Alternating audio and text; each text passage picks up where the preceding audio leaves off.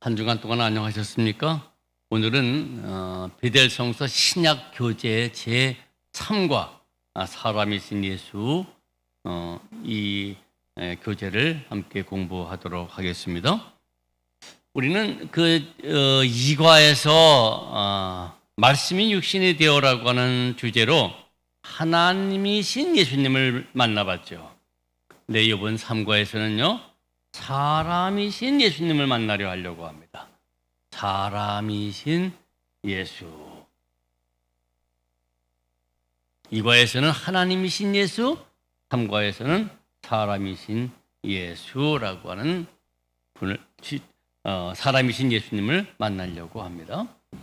우리 이제 그 공간 복음에 보면 인자라고 하는 말이 굉장히 많이 나타나요. 인자, son of man, 사람의 아들이다라고 하는 말입니다. 사람의 아들. 어떤 교회에서는 이 인자, 예수가 사람의 아들이다라고 하면은 이단이에요. 인자라고 해야 하는 거예요. 인자. 이거 한글로 쓰면은 그 인자가 무슨 인자인지 참 구별하기 어려운데요. 우리 이젠 돌아가셨습니다마는 장신대 총장을 하셨던 그 박창환 목사님께서 세번역을 할 때, 우리 세번역 성경 있지 않습니까?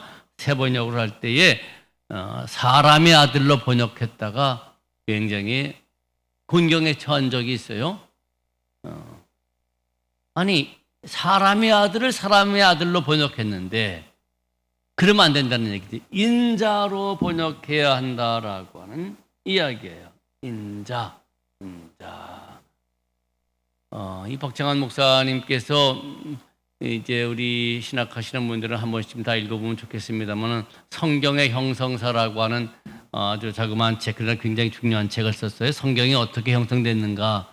근데 여러분들 제목은 성경의 형성사예요. 근데 딱 한 장 넘기자마자 그 안에는 성서예요. 왜냐하면은 성서라고 하면은 책도 안 팔리고 굉장히 하나님의 말씀에 대한 권위가 손상된다고 그래서 책 표지는 성경의 형성사.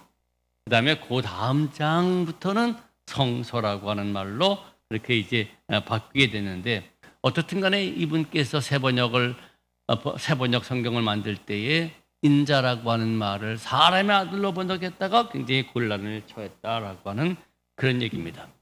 이 인자라고 하는 말은 우리 신약 성경에 37회만 나타나는데 이거는 오직 예수님만이 당신을 지칭할 때 쓴 말이에요. 인자는. 그리고 특별히 순환을 고난받으실 것을 예고할 때 사용했던 단어, 반드시 예수님은 인자는 이렇게 얘기를 해요. 사람의 아들은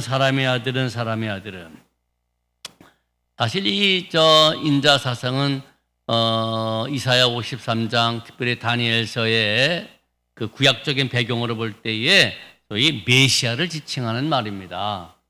그러나 저는 여기서 인자 사상에 대해서 이야기하려고 하는 것이 아니라 사람의 아들이기 때문에 예수님은 분명히 사람이다라고 하는 사실을 그냥 이야기할 뿐이죠. 어떤 사람들은 예수가 실제적인 사람이 아니었다 할지라도 그의 교훈은 따르겠다라고 하는 얘기예요. 근데 아닙니다. 사람의 아들인 예수님을 만나지 않고 그분의 교훈만을 선택할 수가 없습니다. 이 사람의 아들, 인자라고 얘기할 때 어질 인자든지 참을 인자든지 인자 아닙니다. 사람입니다. 우리 한글 인자라고 되어 있는데 그냥 사람의 아들이에요. 사람의 아들. 기어스투 안스루프. 사람의 아들이에요. 적어도 우리는 오늘 이 본문의 말씀을 여기 본과를 통하여서 우리처럼 역사 속에 살았던 사람의 아들, 역사 속에 살았던 사람의 아들, 참 사람을 만나보려고 합니다. 여러분들 이제 교재를 좀 같이 펼쳐놓고 같이 좀 읽어보십시다. 예수님은 사람의 아들이었다. 사람이다 얘기죠. 사람. 근데 그분이 어떤 사람이냐? 우리 같이 보겠습니다만 정말로 참 사람이었다. 이거를 같이 공부를 해보려고 합니다. 자, 우리 교재 19페이지 사람이신 예수 영원한 물음 읽겠습니다. 나는 높은 데서 살라고 나를 부르는 나팔 소리를 어렴풋이 듣는다. 여기서 나는이라고 하는 이 말은요, 적어도 만물의 영장이라고 믿는 인간, 또 하나님의 형상대로 창조되어졌다라고 하는 우리 인간, 저 윤병상, 여러분 각자 이런 사람들은 높은 데 살라고 나를 부르는 나팔 소리를 어렴풋이 들어요. 뭐냐면은 야, 이렇게 우리가 만물의 영장인데 동물들과는 좀 다르지 않느냐? 정말로 고생하게 살아야 되지 않느냐? 그런데 이 동물처럼 원초적인 욕망만을 추구하며 되겠느냐? 이제 그런 이야기죠. 우리는 늘 나에 대하여서, 나의 인간됨에 대하여서, 다른 동물과 다른 것에 대하여서 한번 생각해 보도록 하는 말씀을 우리는 듣게 됩니다.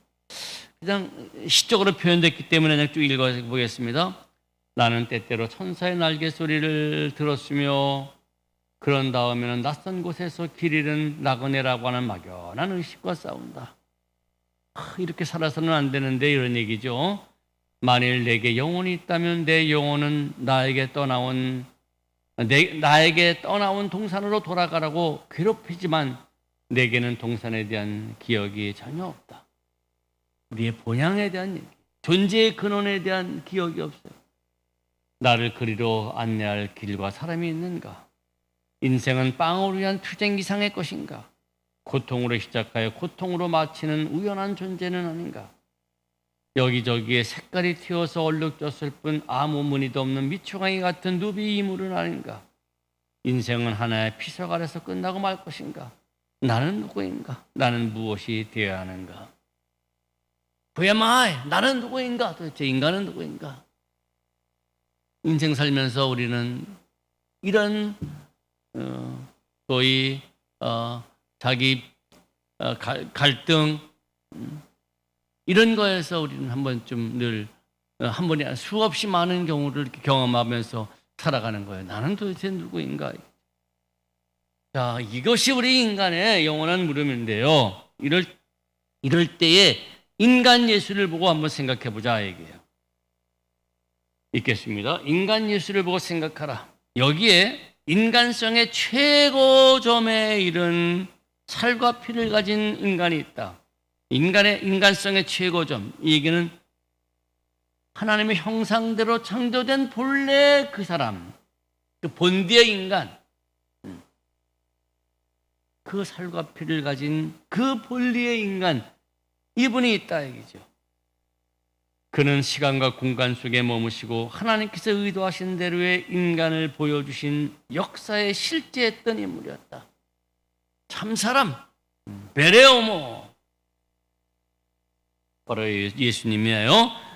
예수님은 아우구스투스와 디베료가 로마를 총태하던 당시 팔레스틴 땅을 걸어다니고 아버지에게 순종했던 아들로서 하나님으로부터 가능한 모든 축복을 받은 지상의 인간이었다. 예, 완전한 인간. 이 인간을 한번 보자 얘기죠. 예수님을 보자 얘기죠. 자, 놀라운 역사를 읽겠습니다. 신앙 공동체는 언제나 그리스도는 인간이며, 저는 여기다 예수라고 하는 말을 넣었으면 좋겠어요. 그리스도는 이미 고백된 명칭 아닙니까? 신앙 공동체는 언제나 예수는 인간이며, 빌립보서 2장 7절 하반절에 보면은 종의 형체를 가져 사람들과 같이 되셨다라고 하는 말씀이죠. 동시에 신이라고 증언했어요. 요한복음 1장 1절부터 3절 14절 1호 사상 지난번에 이미 공부한 분입니다. 이분이 바로 하나님이셨다는 얘기죠.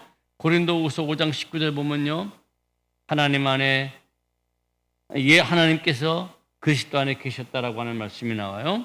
골로새서 1장 19절에 보면은 아버지께서 모든 충만으로 예수 안에 거하셨다라고 하는 말이죠. 골로새서 2장 9절에 보면은 그분 안에 신성의 모든 충만이 육체에 거하였다라고 되어 있어요. 즉 인간인 동시에 사람이여 신이었다라고 증언했어요. 계속 읽겠습니다. 나사렛 예수의 품격 안에서 하나님이 우리와 함께 계시다는 이 믿기지 않는 사실은 마태복음 1장 23절에 예수님의 출생할 때 임마누엘이라고 하는 단어가 나오죠. 예, 하나님이 우리와 함께 계시다라고 하는 뜻이잖아요. 사실은 다음의 신약 성서의 주장을 대할 때 놀라운 역설이 된다. 하나님의 기름 부음 받은 자가 그의 신성에도 불구하고 전적으로 인간이신 역사적 한 인물로서 동시대인들 가운데 사시고 걸어다니셨다. 히브리서 2장 17절에 보면은 그가 범사의 형제들과 같이 대심이 마땅하도다. 즉 신의 신 예수님이 전적으로 인간으로 사셨다. 그 동시대 사람들과 동일하게 사셨다. 라고 하는 주장입니다. 이 말을 오늘 같이 공부하려고 하는 거예요. 자, 두 개의 본성 읽겠습니다. 예수님은 신과 인간이라고 하는 이중적인 현현으로 하나님의 본성을 가졌을 뿐만 아니라 참 인간성도 가진 분임을 계시하셨다. 이렇게 표현하고 싶어요. 하나님으로서의 인간, 인간으로서의 하나님. 이게 말이 들리는지 모르겠습니다. 하나님으로서의 인간, 인간으로서의 하나님, 신인. 그래서 라틴어에 베레 호모 베레 데우스라고 하는 말입니다. 참 인간, 참 하나님. 그분이 예수님이시다라고 하는 그런 말이죠. 계속 읽겠습니다. 그러므로 태초로부터 인간의 가슴 속에 있던 인생의 의미와 목적에 대한 영원한 질문은 우리 자신들의 질문이에요. 모든 인간의 질문이에요. 야, 이래서는 안 되지 않느냐? 도대체 우리는 누군가라고 하는 이 영원한 질문은 그리스도의 생애와 죽음과 부활에서 그 해답을 찾게 된다. 자, 첫 번째, 인생의 의미와 목적을 진지하게 탐구하려고 끊임없이 헤매온 모든 사람들의 갈망은 그리스도 안에서 만족을 얻는다. In Christ. 거기서 만족을 얻어요. 요한복음 10장 10절 이하, 8장 12절, 6장 35절에 보면 전부 다 그런 얘기죠. 나는 세상의 빛이라. 또 내가 온 곳은 양으로 생명을 얻게 하고 더 풍성하게 왔다. 나는 곧 생명의 떡이다. 내게 오는 자는 결코 줄이지 않는다라고 하는 등등의 말씀입니다. 두 번째, 인간의 잠재력을 최고로 발휘하는 힘은 in Christ, 그리스도 안에서 주어진다. 요한복음 14장 12절 보면은 나를 믿는 자는 나야 하는 일도 할 것이요 또한 나보다 더 큰 일도 할 것이다. 마태복음 17장 14절부터 21절에 보면은 변화산에서 하나님 예수님이 변했을 때 밑에 있었던 제자들이 귀신 들린 아이를 고치지 못했죠. 왜 우리가 못 고칩니까? 그랬더니 야, 이 믿음이 적은 까닭이라고. 겨자씨만한 믿음만 있다면은 산을 향하여 바다에 던질 수 있다라고. 그리스도 안에서 위대한 잠재력을 나타낼 수가 있다 이거죠.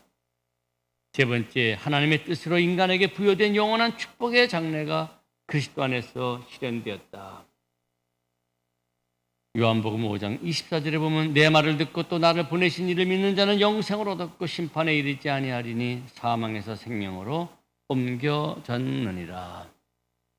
그리스도 안에 있으면은, 그리스도 안에서는 본래의 그 인간의 모습을 다 찾을 수가 있다라고 하는 말씀입니다. 반복, 나는 누구인가? 나는 무엇이 되어야 하는가? 인간 예수를 보고 생각하라. 지난 2과에서는 그리스도의 신성에 대하여 강조점을 두었지만 여기서는 그의 인성의 주의를 돌려보자. 신약 성서 기자는 어떻게 그리스도의 인성을 확증했는가? 이 질문에 대한 답을 성서의 기록에서 살펴보자. 우리와 같은 모습으로 나셨다. 자, 예수님은 범사의 형제들과 같이 되셨다. 앞서 읽었던 말씀입니다. 그는 우리의 본성을 짊어지시고 같이 사셨다. 나누셨다. 예수님은 여자에게 나시고 누가복음 2장 7절에 마리아에게서 나신 거죠. 물론 이제 신비스러운 출생입니다. 여자에게 나시고 참 인간으로서 시간과 공간 안에 머무셨다. 이 역사 안에 당시 동일한 사람들이에요. 당시 사람들은 예수님을 다른 세계의 인물이 아니라 그들과 똑같은 인간으로 보았다. 호엘이 말한 대로 그는 유령이 아니고 시적인 상징이나 환상도 아니라 우리와 같은 혈육을 가지신 분이라고 하는 것이었다라고 하는 얘기죠. 자, 예수님 동시대 사람들이 논평한 내용에는 깊은 의미가 있다. 여기 보면 요한복음의 내용이 쭉 언급이 되었는데요. 저는 여기다 좀 더 첨가시킬 말씀이 있다라고 생각해서 한 말씀 드리고 넘어갑니다. 여러분, 제일 처음에 쓰여진 것이 마가복음이라 그랬죠. 요 마가복음은요, 예수님의 그 출생에 대해서 신비스러운 얘기가 없습니다.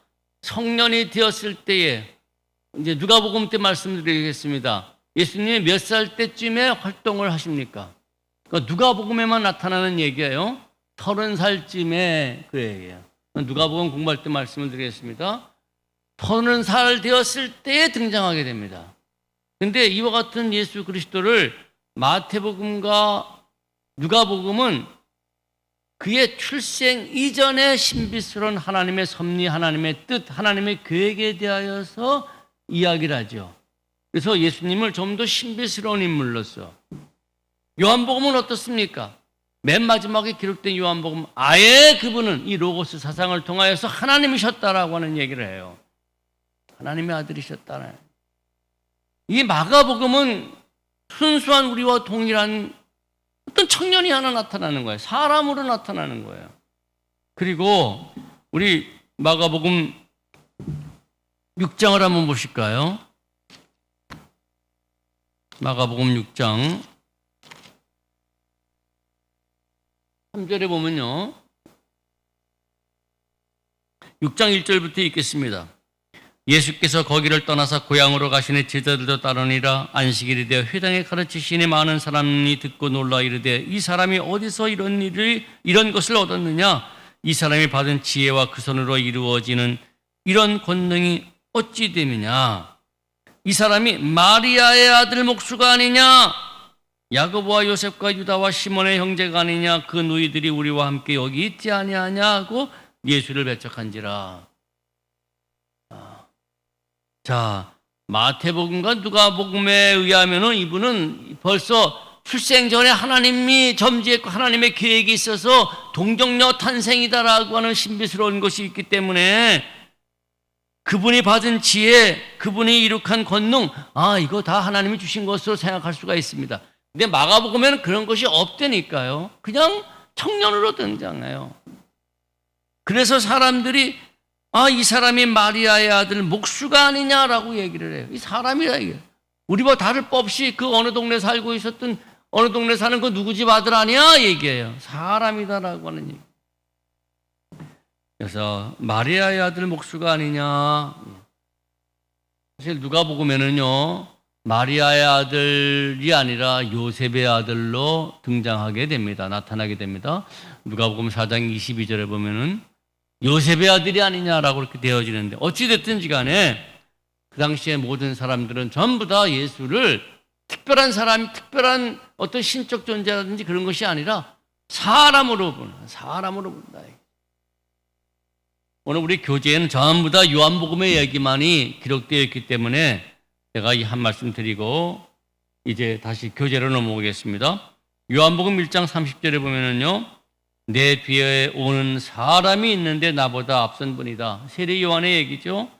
요한복음 4장 29절에 보면은요. 내가 행한 모든 일을 내게 말한 사람을 와서 봐라.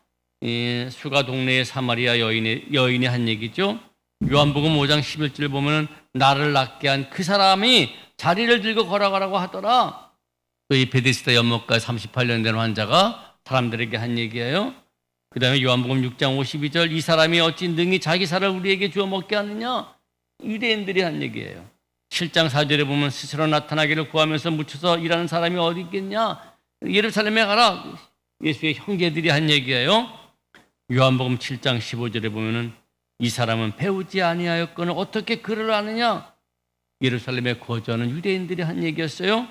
요한복음 7장 31절 보면은 그리스도께서 오실지라도 그 행하실 표적이 이 사람이 행한 것보다 더 많겠습니까? 또 예수를 잡으러 갔던 사람들이 보고했던 내용 속에 한 말이에요. 요한복음 7장 35절 이 사람이 어디로 가기에 우리가 그를 만나지 못하리요? 유대인들이 한 얘기예요. 요한복음 7장 46절 그 사람이 말하는 것처럼 말한 사람이 이때까지 없었다. 예수님을 체포하러 갔던 사람들이 한 이야기예요. 요한복음 19장 5절 봐라 이 사람이로다. 이 빌라도가 한 얘기예요.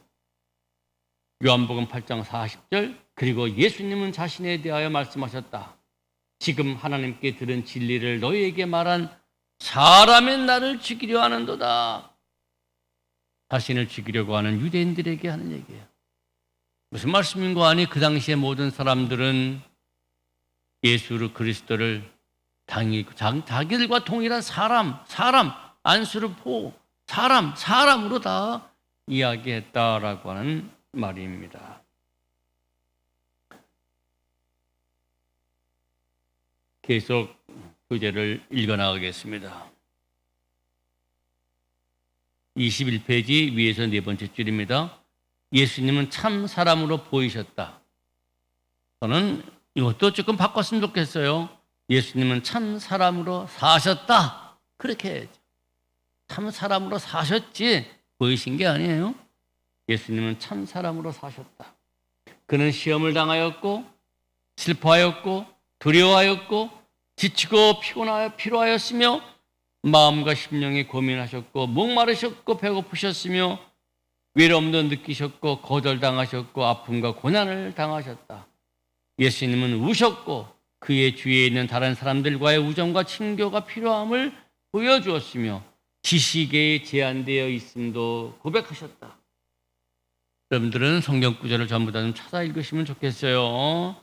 특별히 지식에 제한이 있다. 마태복음 24장 36절 그날 나는 몰라 아버지만 아셔. 예. 지식의 제한도 말씀하셨죠. 예수님은 인간을 가장하신 것이 아니다. 그는 우리의 형상으로 태어나신 하나의 인간이셨다. 우리와 동일한 사람이셨다. 역사적 예수는 바로 그런 분이에요. 자, 보다 깊은 뜻. 그러나 할 이야기가 더 있다.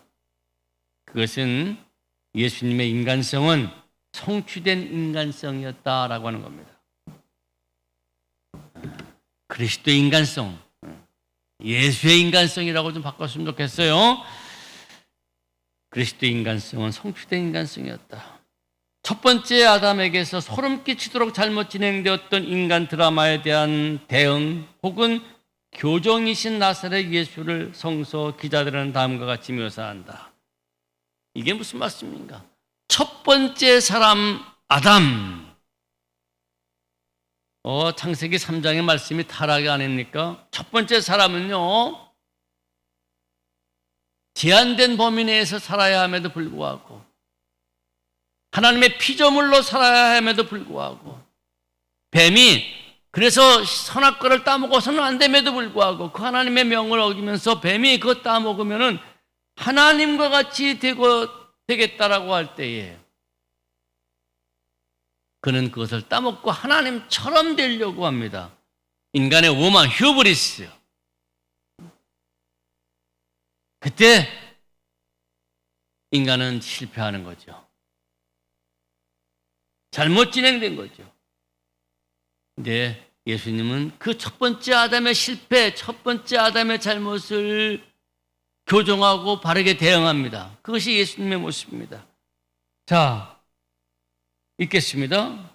그의 육신 속에서 이상화된 인간을 구현한 한 역사적인 인간 또는 하나님께서 애초에 의도하셨던 그런 인간, 그분이 바로 예수님인데 우리 한번 성서를 통하여 비교 한번 해보겠습니다.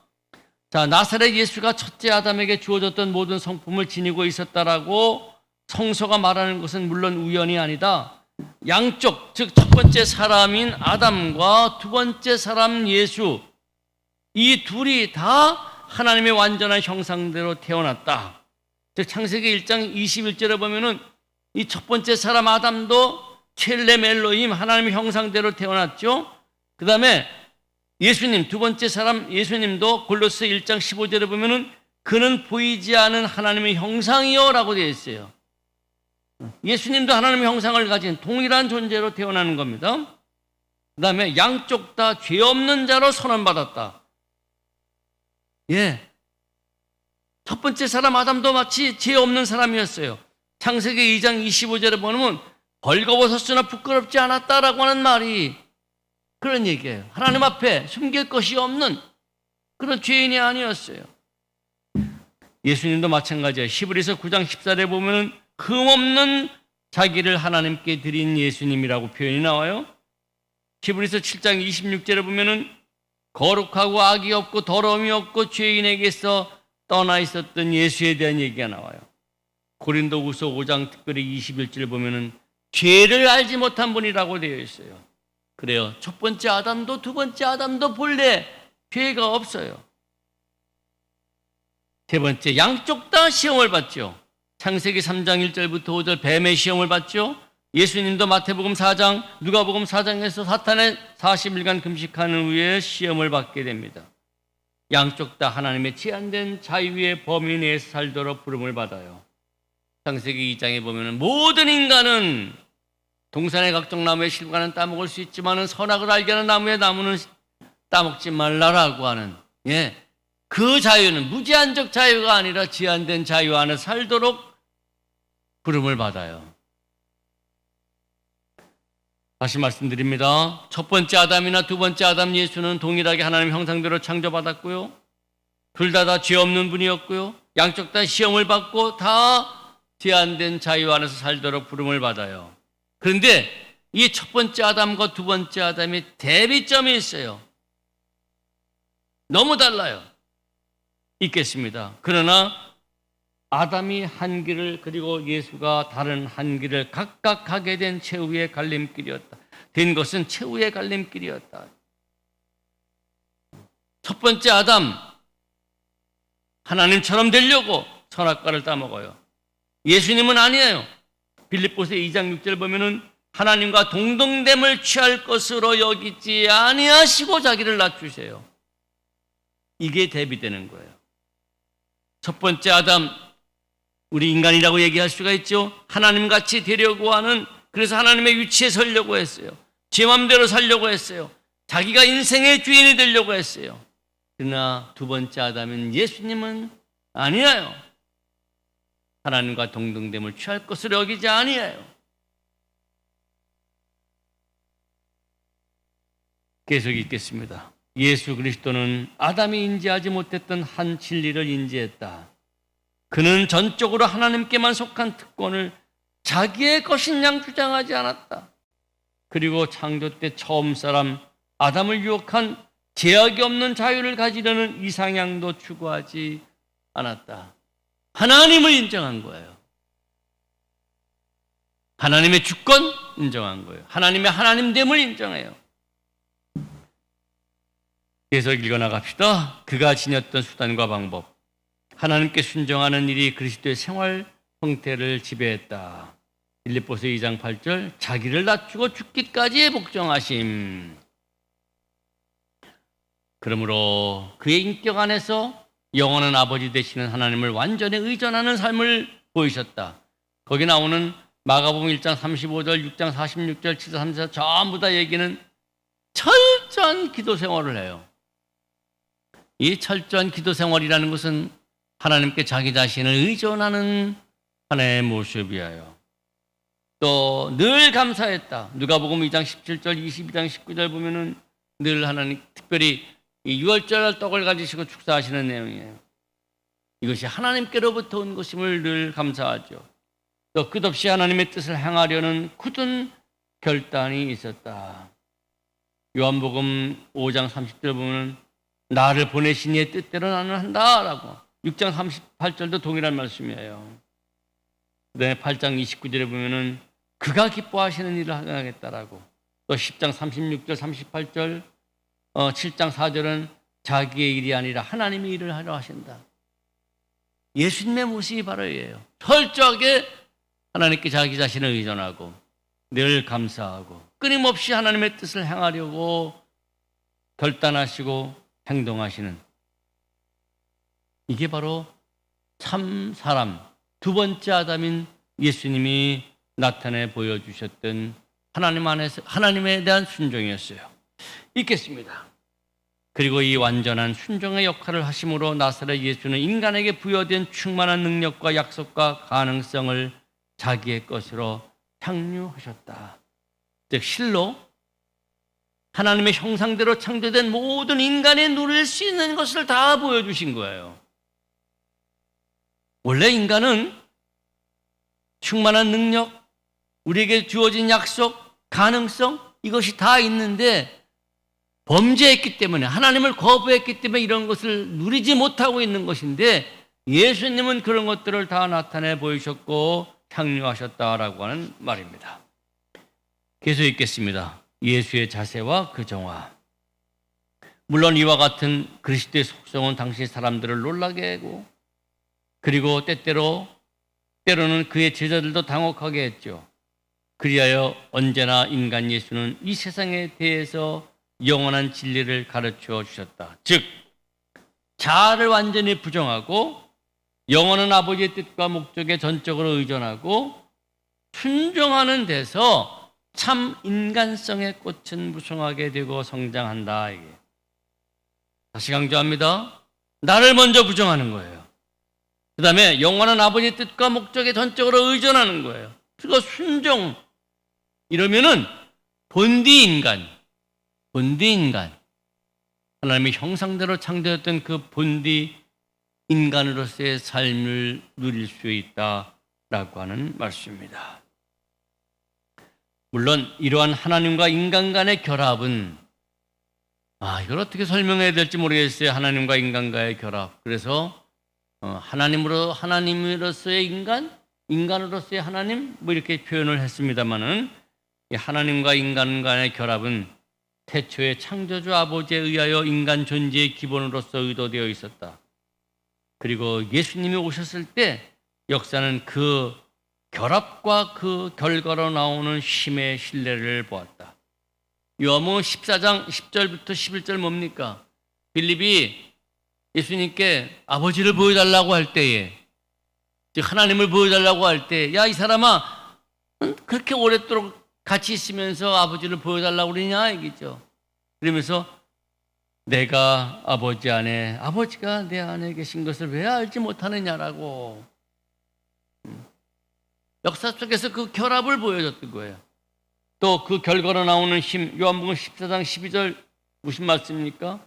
나를 믿는 자는 내가 하는 일도 그대로 할 것이요 그보다 큰 일도 하리다라고 하는 것을 말하는 겁니다. 실로 그리스도의 인간성은 완성된 인간성이었다.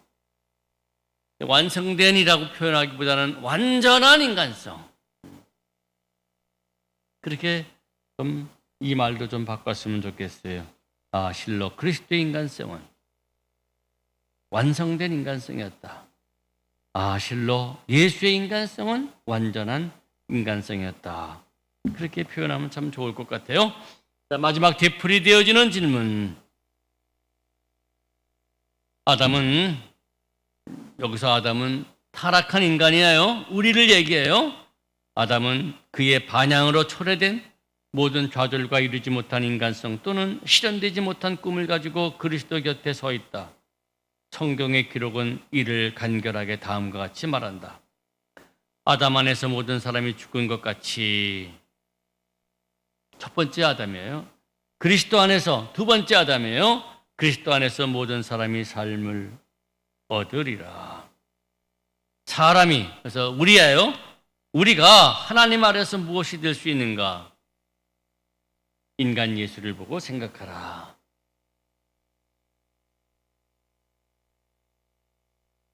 어떻게 될 수가 있는가? 우리 인간이 인간 예수를 보고 생각하라. 그 안에 생명이 있었으니 이 생명은 사람들의 빛이라. 여러분, 예수를 믿는다라고 하는 것은 말입니다,